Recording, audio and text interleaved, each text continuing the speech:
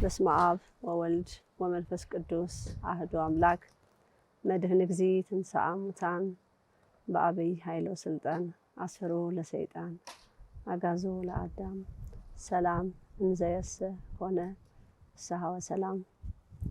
እግዚአብሔር አምላክ ስሙ የተመሰገነ ይሁን። ወላዲተ አምላክ ብዝትነ ማርያም ክብር ለእሷ ይሁን። እፎ አልክሙ የመድኃኔዓለምና የቅድስት ድንግል ማርያም ማህበር ኢትዮጵያ ርቱዓን ሰላም ለእናንተ ይሁን። እንኳን ለብርሃነ ትንሣኤው በሰላም አደረሰን። እንግዲህ ዛሬ በግብርና ላይ ነው ያለሁት። እንግዲህ ጾም ተፈቷል። ጾም ሲፈታ ደግሞ ርቱዓን ምንድነው የሚበሉት? በሬ ያርዳሉ ምናምን እየተባለ ብዙ ነገር ይባላልና እኛ ደግሞ በሬ አናርድም፣ በግም አናርድም። ትንሣኤው ስለ እርድ ሳይሆን እንግዲህ የሰው ልጆች ነፃ የወጡበት ብርሃንን ያዩበት ምሳሌ ነውና እንግዲህ እግዚአብሔር አምላክ አምላክነቱን ኃይሉን ያሳየበት ያስተማረበት ፍቅሩን የገለጸበት ነገር ነውና በደም በማፍሰስ አናምንምና ትክክልም አይደለም ተብያለሁ። በሰንበትም ምድር አይታረድም በዓላት ነው ተብሎ ደግሞ እርድ አይታረድምና ያው የተለመደው አሳ በጾም ጊዜ ነው የሚበላው የሚል ነገር አለና እኛ ደግሞ ሲፈታ ጾም ሲፈታ በፍስክ ሰዓት አሳ ነው የምንበላው እና ብዙ ጥያቄ ነው ማለት ምን አይነት አሳ ነው የምንበላው የትኛው ነው የሚበላው የሚለው ጥያቄም አለና እዚህ ቀረጻ ላይ እናስተላልፈዋለን። አሳ እነዚህ እኛ የምንበላቸው ማለት ቅርፊት ያላቸው አሳዎች ነው የምንበላው። ብዙ ቅርፊት የሌለውን አንበላም። ያው መጽሐፍ ቅዱስም እንደሚለው ማለት ነው። የሚበላና የማይበላ በርግጥም ይመረጣል። ባህር ውስጥ የሚገኝ ነገር ሁሉ እንደማይበላ የታወቀ ነው። ይሄንን መርጠን እንዴት እናቀርበዋለን የሚለውንም ትንሽ መርሃ ግብር ይዣለሁኝ። እዚሁ ግብርና ላይ ያው ቲማቲም ምርት ማሳ ላይ ነኝ ያለሁት። ቲማቲንም ከዚህ ልወስድ ነጭ ሽንኩርትም አለ ቀይ ሽንኩርትም እንደዚሁ አለና ከዚህ ወስጄ ወደ ስራ ገባለሁኝ። እንግዲህ እንደምታዩት በጣም ደስ ያለኝ ቲማቲም ነው። ለምን ብዙ ጊዜ እዚህ ሀገራችን ላይ እነዚህ ቲማቲም አለ። ቲማቲሞች ግን እነዚህ ብዙ ጊዜ ጠይቃቸዋለሁ። የነዚህን ዝርያ በጣም ፈልግ ነበረ። ትንንሽ ናቸው። አንዷን አንስቼ ላሳያችሁ። እቺ ነው የምታክለው እና የነሱን ዝርያ እዚህ መሃል አሉ።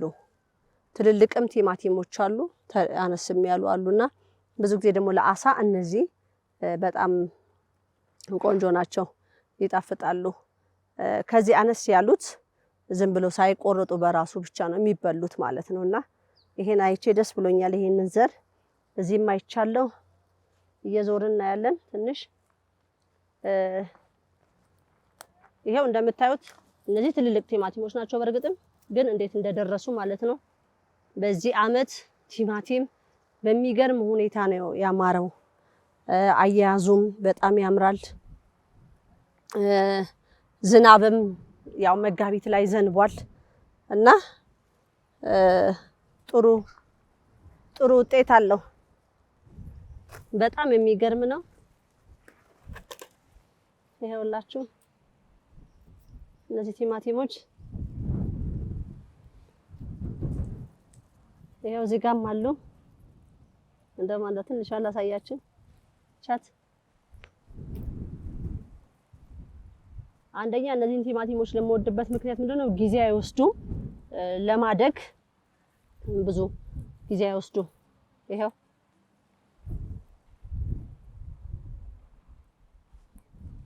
ትንሽነታቸው ማለት ነው። እዚህ ጋር አሉ እንደዚህ እየበሰሉ ነው ደርሰዋል። ይሄው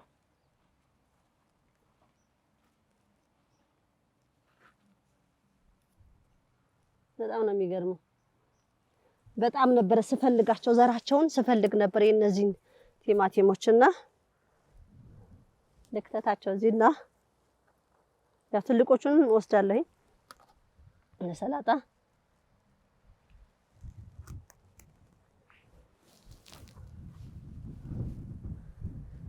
ትልልቅም አለ ትንንሽም አለ። ያው እኔ ትንንሹ ላይ ትኩረት ስላደረኩ ነው እንጂ ይሄው እነዚህ ራሱ ያው የምታዩት ነው። ዝም ብለው ነው የሚበሉት። ዝም ብለው ነው የሚበሉት። እንግዲህ ያለ ኬሚካል ማዳበሪያ የበቀሉ ማለት ነው።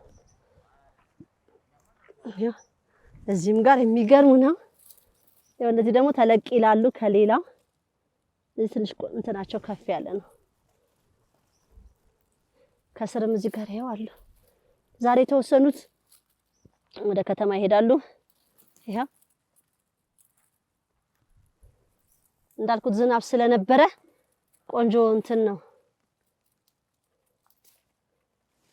ቻት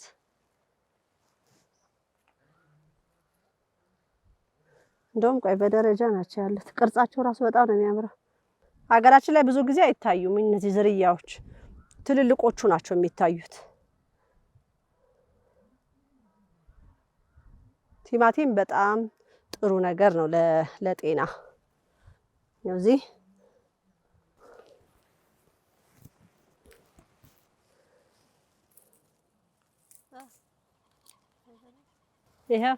ይሄ ደግሞ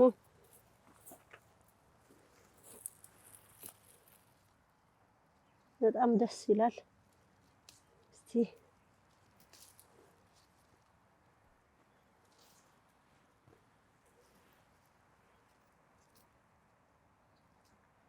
አሁን ስለሚበሉ ብዬ ነው የማነሳቸው።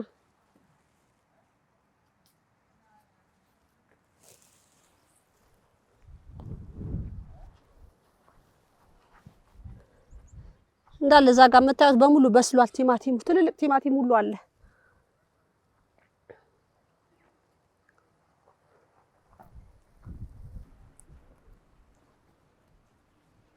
ሌላው ሽንኩርት ነው።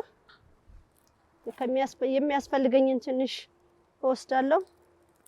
ቀይ ሽንኩርት እንደዚህ ያደረጉበት ምክንያት ያው እንደዚህ አጋድም ረግጠውታል።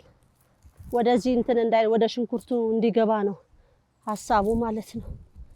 ይሄ አሳ ሲሰራ ለአሳ በጣም ቆንጆ ነገር፣ ለሾርባ ብዙ ጊዜ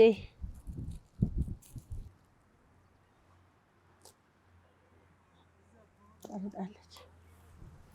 ያው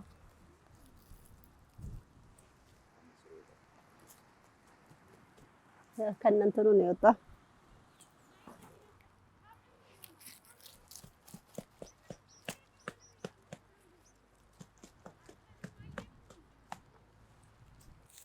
ይሄ እንደዚህ መነሳት አለ።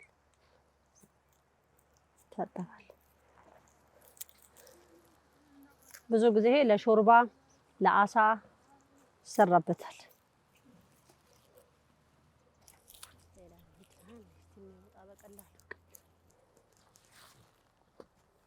ነጭ ሽንኩርት አለ እዛ ደግሞ መጋዘን ሽንኩርት ልሰድ።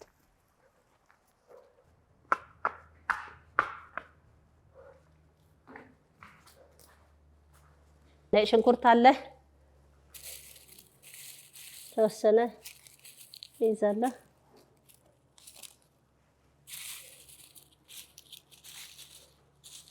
ያ ይበቃል።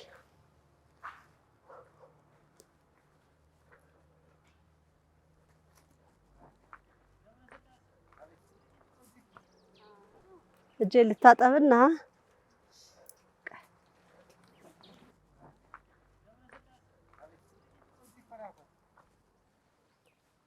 ኧረ የሚያግዘኝ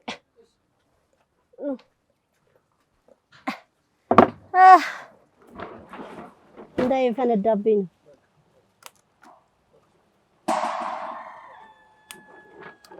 ነው። አሁን እዚህኛው አይነ ላይ አጥበውታል፣ ግን በቃ መለቅለቅ ግድ ይላል።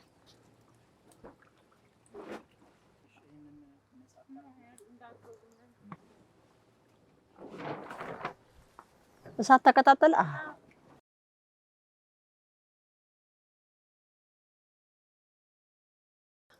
ቁንዶ በርበሬ ነው። ወደ አሳው ትልቅ ስለሆነ ማንኪያውን በዛ ማድረግ በዚች ማንኪያ ብዛት ማለት ነው። ቸት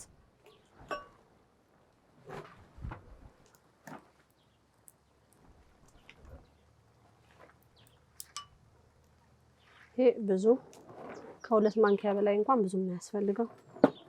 ኮረሪማ አለን። ኮረሪማ 2 ማንኪያ በቂው ነው። በአንዱ ጎን ያለው ያዳርሰናል። ነጭ ሽንኩርት 2 ነጭ ሽንኩርት።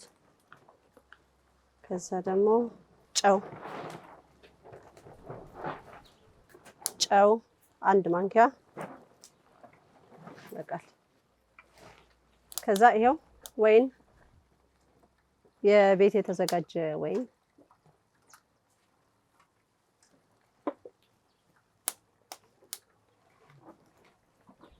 ይሄ ብርዝ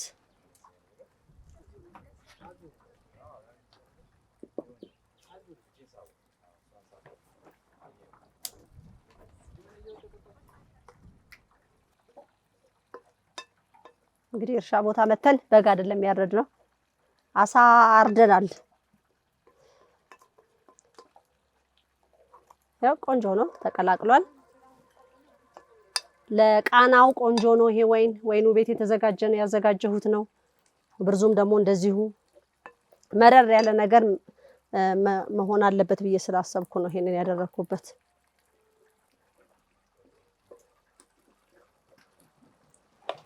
እሺ ሌላ ደግሞ ይሄ የዳቦ ዱቄትና ፉርኖ ዱቄት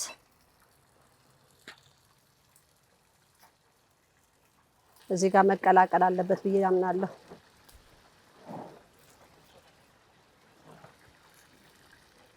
እንዲህ ብላላ አብሮ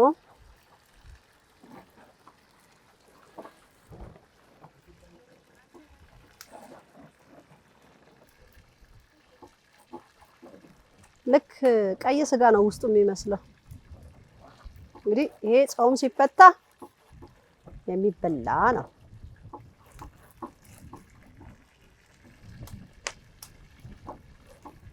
እሳቱ ውስጥ እንዲገባና ይሄ የቀመምኩትን ውስጡ በደንብ እንዲገባ ነው። ውስጡ ስጋው እንትን እሳት እንዲገባው ብዬ ነው እንደዚህ የምከፍተው። በጣም ትልቅ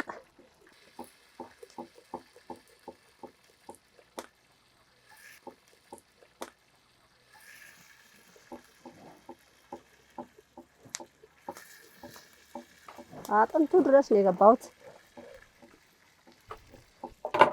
ገለብጠዋለሁ። ይሄው ቀይ ስጋ ነው የሚመስለው ውስጡ። ያው ክፍልፍል ብሏል። ይሄን ይመስላል።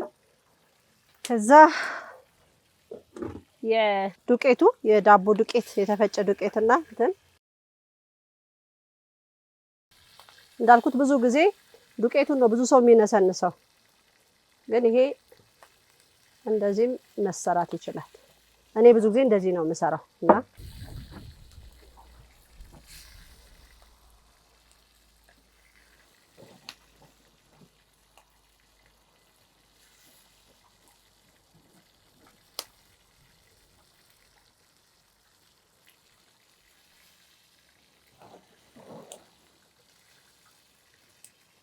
ከዛ ደግሞ ኮረሪማው ጥቁር አዝሙዱ በራሱ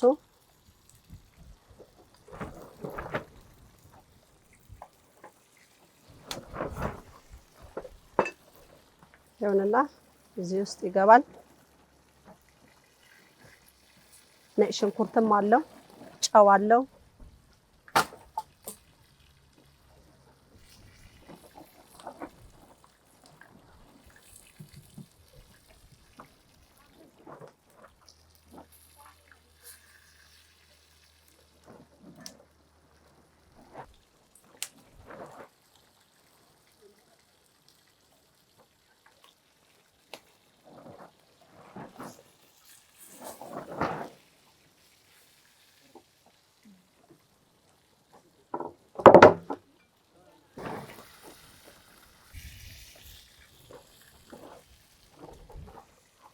ይሄ ውስጡም ይቀባል ዱቄቱ።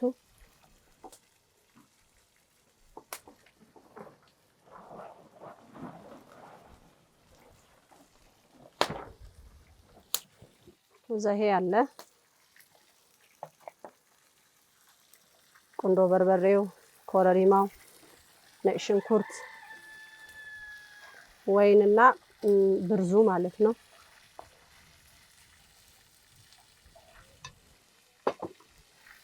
እንደ አሳው አተላለቅ ነው የምትጠቀሙበት ማለት ነው። ማንኪያውን ቁንዶ በርበሬውንም ልኬቱን የምታደርጉት ያው እንደ አሳው አተላለቅ።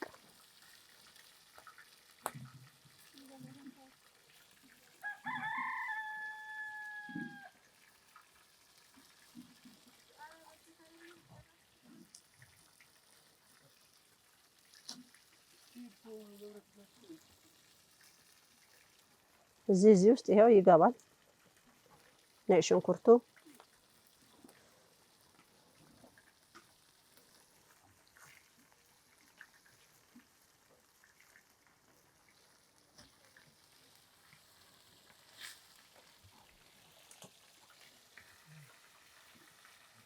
ያው አፉም አለ አፉ ውስጥም እናጎርሰዋለን።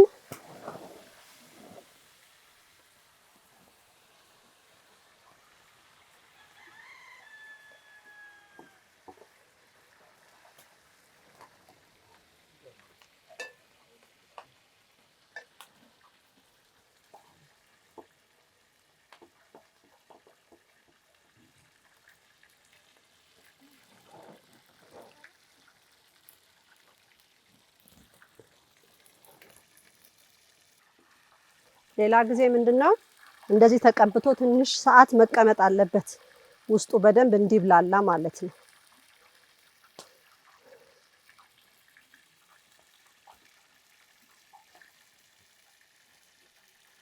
መቼም ሰው ልጅ ለሚበላው ነገር አሰማምሮ ነው የሚበላውና ይሄንን ብዙ ጊዜ ብዙ ሰዎች ያነሱታል። ግን ሲጠበስ በጣም ጣፋጭ ነው፣ ይበላል። ዋናው በደንብ መታጠቡ ነው። ታጥቦ አንድ ቀን ውሏል። ገና ከባህር ውስጥ እንደወጣ ነው እንግዲህ የቀለብ ነው።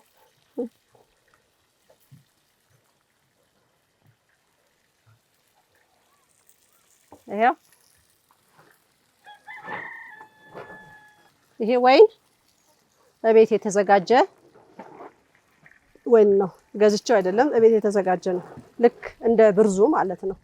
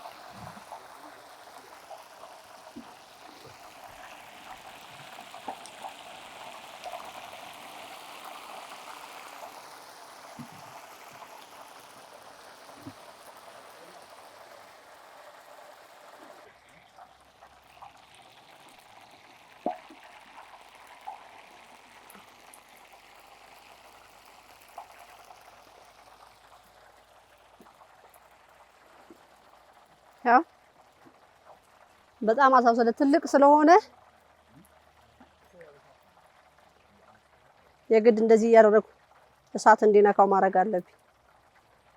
መሃል ላይ ብቻ ከሆነ አንድ ቦታ ላይ እሳቱ ይበዛና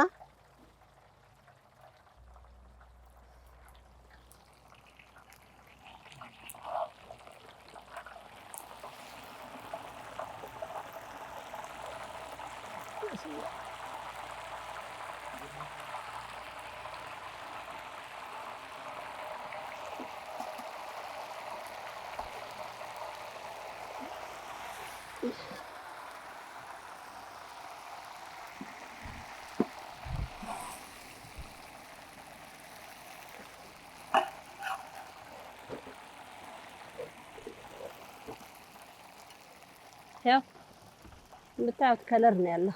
ቆንጆ ከለር ነው።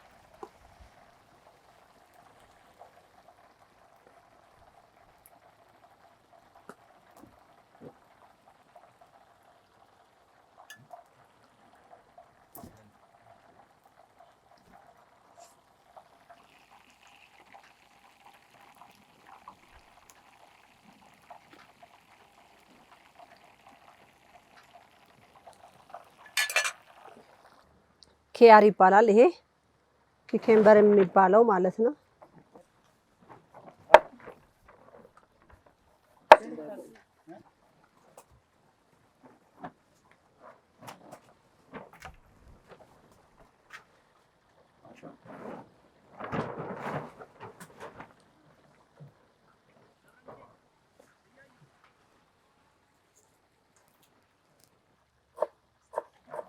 በጣም ነው የምወደው ይሄንን የሾርባ ቅጠል ነው የሚባለው በሀገራችን ቋንቋ። እንግዲህ በነጮቹ ደግሞ ፓርዝሊ ይሉታል።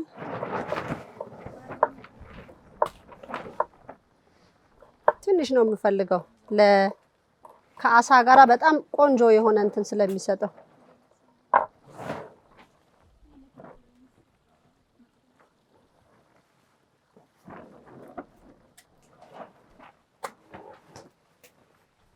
እዛ ጋራ ግን አንዴ መሄድ አለብኝ መሰለኝ። ሽታው ራሱ ልዩ ነው፣ ይሸታል።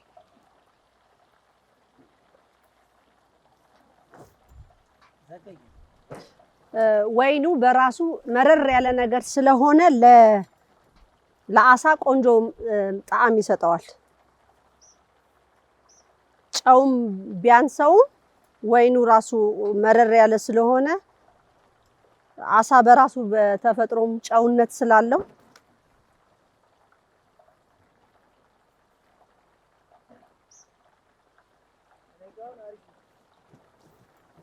ስለዚህ ትንሽ ይጠበስ እንደዚህና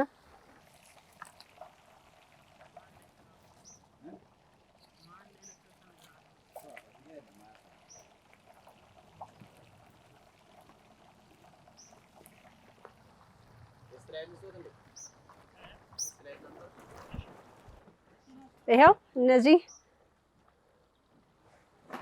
ትንንሽ ቲማቲሞች ቅድም ከእርሻ ላይ ያነሳኋቸው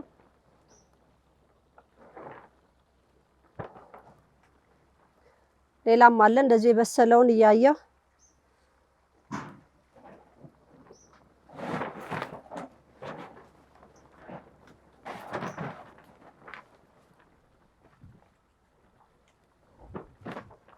ይሄው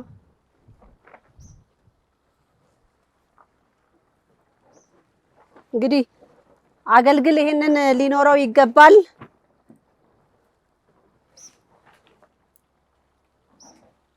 አገልግሎች ይሄን መግዛት ይችላሉ። ያ ደግሞ በጣም የመጣፈጥ እንትን አላቸው፣ ጣዕም አላቸው። ዝም ብሎ በራሱ ነው የሚበላው። እነዚህ አሉ፣ እነዚህ መካከለኛ ናቸው። ከዚህ እስቲ አንደኛዋን ልቅመሳት። እቺ ታጥባለች።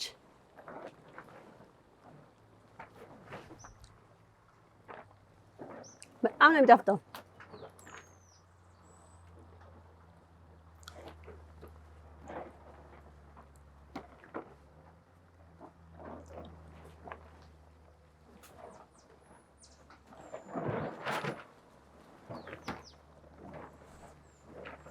አንዳንዱን ይሄው ውስጡ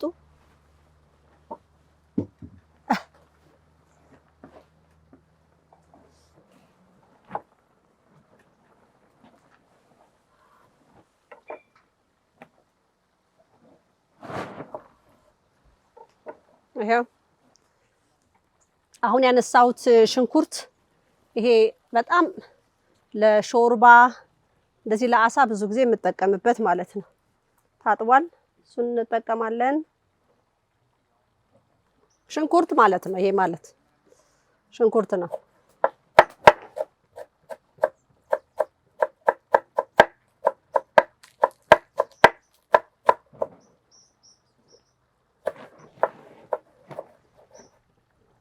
ደቀቅ ቢል ቆንጆ ነው። ለዛሬ ይሄ ይበቃናል። ይሄ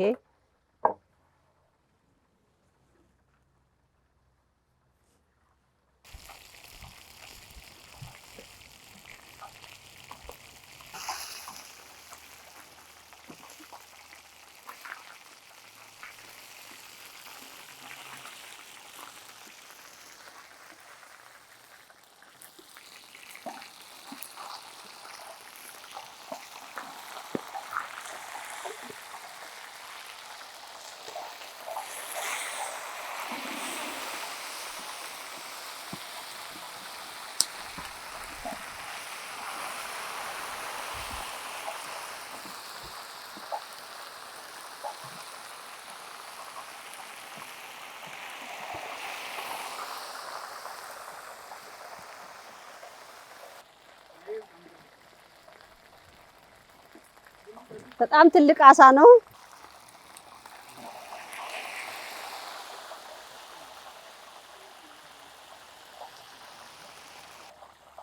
እኔ ያው ብዙ ጊዜ ምግብ አልሰራም። ስሰራ ግን ደስ ይለኛል እንደዚህ በደንብ መስራት። ያው ስደት ዓለም ብዙ ነገር ያስተምራል። ስደት ዓለም ነበር ብዙ ጊዜ የምሰራው ምግብና እዚህ ግን ያው ብዙ አጋዥም ስላለኝ መብርሃን አጋዥ ሰጥታኛለችና አንዳንዴ ኧረ ንግስተ ነገስት መቼ ነው ምግብ እሰራለሁ ብለው አልነበረም ወይ ስላሉ በአሳው ልጀምር ብዬ ነው። ቀጣይ ደግሞ ሽሮ ይኖረኛል። ሽሮን ደግሞ ቆንጆ አድርጌ ሰራታለሁ። ይችል ላውጣት አይደል ማውጫ ለስለስል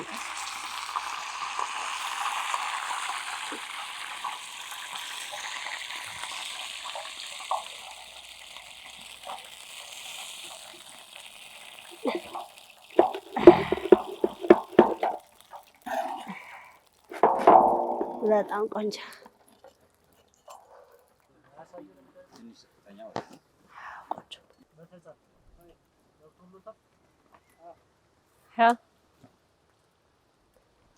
ይሄ አንደኛው አሳ ነው።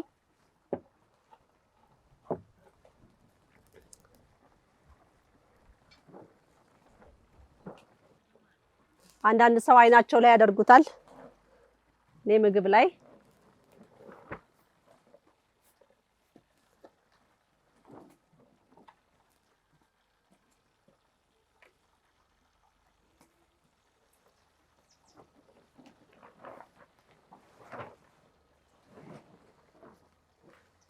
ይሄ አለ። ይሄው አይን አድርጌለታለሁ።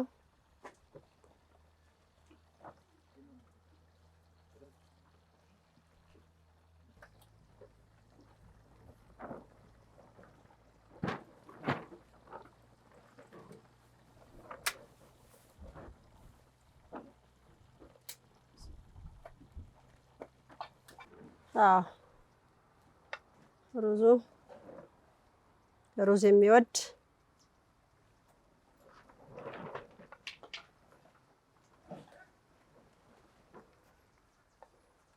ሩዝ የማይወድ አለ ብዬ አላምንም። እንግዶች አሉኝ። እንግዶቼ እንግዲህ አስተያየት ይሰጣሉ ቀምሰው አይደል ደግሞ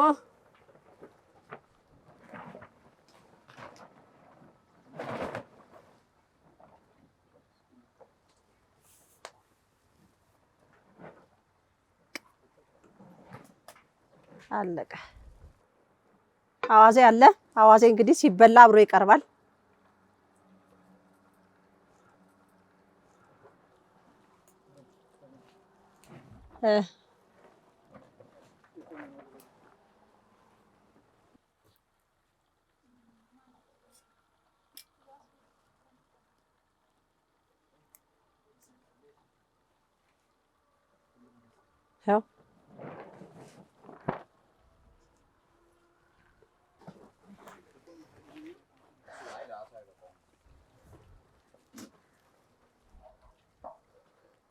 ያው እንደዚህ ማጠፍ ያለብኝ ምክንያቱም ወደ ውጪ ይወጣል። አለበለዛ እንግዲህ ማናትችንም የሚቀምሳትችን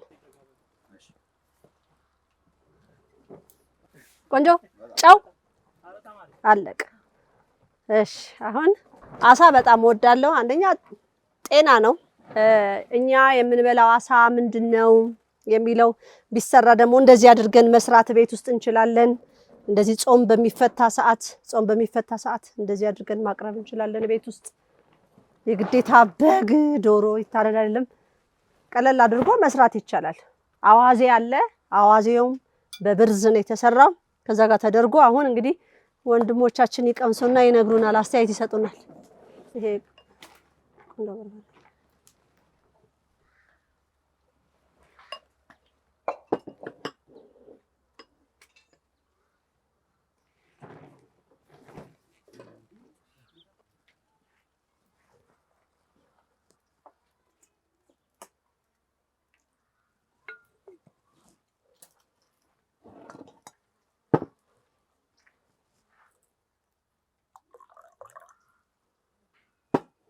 ይሄ ምንድን ነው ያለው? ሎሚ፣ ጨው፣ ነጭ ሽንኩርት አልገባበትም። ነጭ ሽንኩርት አስገባበታለሁ።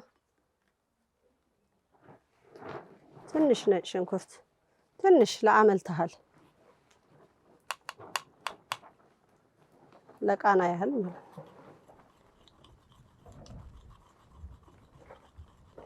እና ዘይት። ሌላ ጊዜ እንደዚህ ተመቶ ቁጭ ማለት አለበት። ይሄ ማለት ነው በጣም ቆንጆ እንዲሆን። ጨው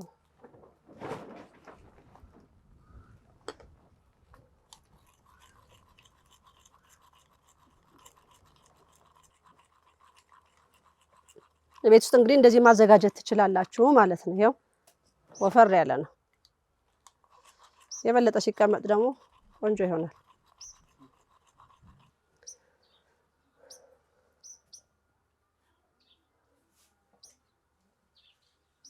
ይሄ ሰላጣ፣ ቲማቲም፣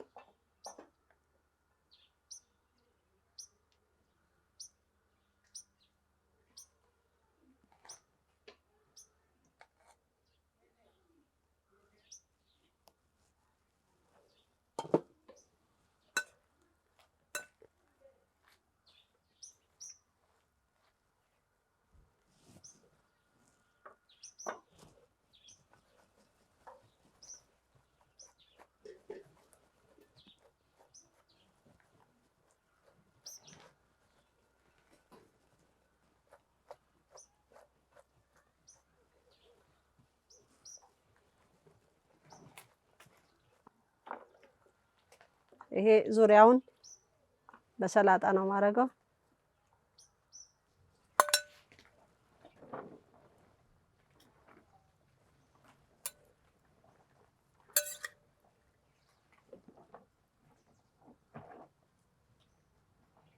ያ ብዙ ጊዜ ሀገራችን ላይ የሚቀርብበት መንገድ ነው ይሄ።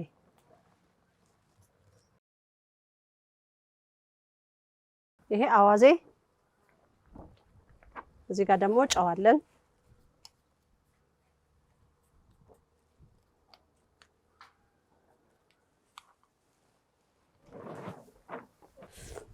ምንድን ነበር የቀረኝ እዚህ ጋር አንድ ነገር? እንጀራው የት ሄደ? አዎ እንጀራው ይሄው ይሄን ይመስላል። ይሄ እንጀራው ራሱ ጤፉ ከእርሻ ነው። ይሄን ይመስላል። እንግዲህ ይሄንን ይመስላል። ላገዙኝ ሁሉ በእግዚአብሔር ስም እግዚአብሔር ያክብርልኝ። ሌላው ምንድነው ብዙ ጊዜ ስለ አሳ ያለን አመለካከት ብዙ ጊዜ ርቷን ጥያቄ ስላለም ነው ዛሬ ይሄንን ለመስራት የተገደድኩት። ምንድነው የምንበላው እንዴት ነው የሚለው ነገር ስላለ ያው አሳ ደም አለው ይታወቃል። ስናጥበውም የነበረ ነገር ነውና ያው ጾም ሲፈሰክ በጾም ሰዓት ሳይሆን ጾም ሲያልቅ የሚበላ ነገር ነው እና ያንንም ለማስተማር ስል ነው ዛሬ ይሄንን ነገር ውስጥ የገባሁት። በቀደመታም እንደዚሁ ፎቶግራፍ ተለቋል። ለማሳየትና ለማስተማር ነው። በጾም ሰዓት ይበላል የሚባል ነገር ስላለ ነው። በጾም ሰዓት አይበላም ብዬ ነው ማምነውና ይሄ መሆን ስላለበት እንደ ትምህርትም እንዲሆን ነው የሰራሁትና ያቀረብኩትና ግብርና ላይም ሆኜ ደግሞ ያለውን ነገር ከማሳ ላይ ያነሳሁኝ ቲማቲም፣ ሽንኩርቱን፣ ጎመንም እንዳያችሁት እንደዚሁ አቅርበናል እና ይሄ ሁሉ ያው ለማስተማር ብለን ነው የምናሳየው። እንግዲህ ይሄንን ደግሞ አብረውኝ ያሉት ይቀምሱና አስተያየት ይሰጣሉ። እንዴት ነው ቆንጆ ነው አይደለም የሚሉትን ያ በሁለት አይነት ነው የተሰራው። እንደዚህ በሩዝ ተደርጎ ሩዝም ይወዳል አይየለም ደግሞ ብሎ በእንጀራ አጣቅሶ አዋዜም ተደርጎ እንደዚህ ይበላል እና ይሄንን ይመስላል። እንግዲህ ሌላ ጊዜ ቤት ወላጆች ምን እንሰራለን የሚለው ይሄንን መስራት ስለምንችል ማለት ነው። ይሄን መስራት እንችላለን እና እርግጠኛ ነኝ ተምራችሁበታል ብዬ አምናለሁ። እናንተም ደግሞ በእንደዚህ ስብላችሁ የምትሉትን ሐሳብ ደግሞ እቀበላለሁ ማለት ነው። ለየት ለማድረግ ብዙ ጊዜ እሞክራለሁ። በፊትም በርግጥ በስደት ዓለም ላይ ያለው አሳ እንደዚህ ይሰራለሁ። አሁን ደግሞ ተለቅ ያለውን ፈልጌ ነው እና ቅርፊት ያለው አሳ እንበላለን። ቅርፊት ያለው ቅርፊቱ ይታያል። በደንብ መታጠብ ይፈልጋል፣ በደንብ መጽዳት ይፈልጋል። ይሄ ገና ትኩስ እንዳለ እንደገባ ነው ያገኘነው ማለት ነውና ለዚህ ነው ቶሎ ለመስራት እዚህ ቦታ ላይ መጥቼ የፈለኩትበት ምክንያት እና አዎ በእንደዚህ መልኩ ጥብስ አድርገን በብረት ምጣድ ተጠብሶ በኦቭንም ያለው ኦቭን ውስጥ ይጠብሳል። ግን የበለጠ ጣዕም የሚኖረው በእንደዚህ በእሳት በከሰል በእንጨት ሲጠበስ ነው ጣዕም የሚኖረው እና እንግዳ ሲኖርባችሁ ሰው መጋበዝ ብትፈልጉ በግ ተወደዋል። ስለዚህ ያው እንግዲህ አሳዋን ርድ አድርጋችሁ እንደዚህ ጥብስ አድርጎ ስብስብ ብሎ ራሱ መብላት ይቻላል። ይሄ ለብዙ ሰው ያበላል። ብዙ ሰው ማብላት ይቻላል። ይሄንን በጣም ብዙ ሰው ማስተናገድ ይቻላል። ቢያንስ ከ10 ሰው በላይ ማስተናገድ ይቻላል ጥግብ ብሎ ማለት ነው። ስለዚህ ይሄኛው ደግሞ ሲጨመር እንደዚሁ 20 ሰው ታበላላችሁ ማለት ነው። ሰላጣውንም ጨምራችሁ ሌላም ነገር እናንተ ለምትጨምሩት ነገር በርግጥ ሊኖር ይችላልና ይሄ እንደ ሐሳብ ከምንበላው የአሳ ዝርያ አንዱን ነው ዛሬ ሰርቼ ያሳየኋችሁ ማለት ነው። ይሄን ይመስላል። እንደወደዳችሁት ሙሉ እምነት አለኝ። እግዚአብሔር ይስጥልኝ።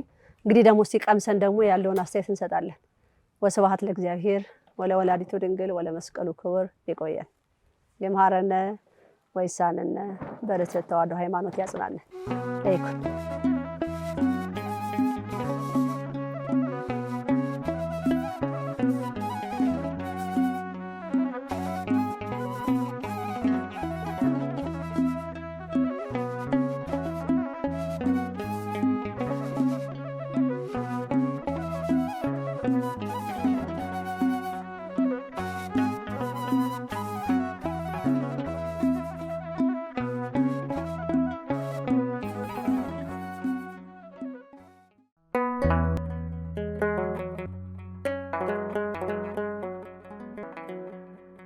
ዘኢትዮጵያ